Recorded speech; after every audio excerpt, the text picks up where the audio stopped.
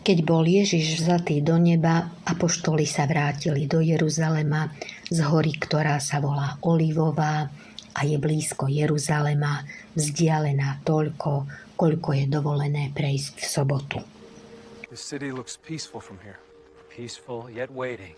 Every stone has a story. And more stories will be written before the sun sets. Keď tam prišli, vystúpili do hornej siene, kde sa zdržiavali Peter a Ján, Jakub a Ondrej, Filip a Tomáš, Bartolomej a Matúš, Jakub Alfeov, Šimon Horlivec a Júda Jakubov. Títo všetci jednomyselne zotrvávali na modlitbách spolu so ženami, s Ježišovou matkou Máriou a s jeho bratmi.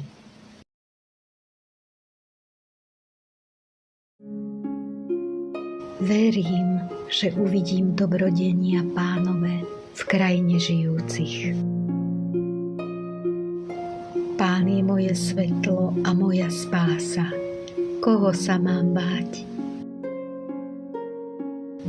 Pán je ochranca môjho života. Pred kým sa mám strachovať?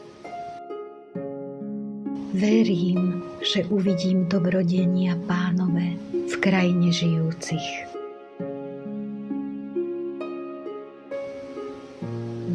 O jedno prosím Pána a za tým túžim, aby som mohla bývať v dome Pánovom po všetky dni svojho života, aby som pociťovala nehu Pánovu a obdivovala jeho chrám. Verím, že uvidím dobrodenia Pánové v krajine žijúcich. Čuj, Pane, hlas môjho volania, zľutuj sa nado mnou a vyslíš ma.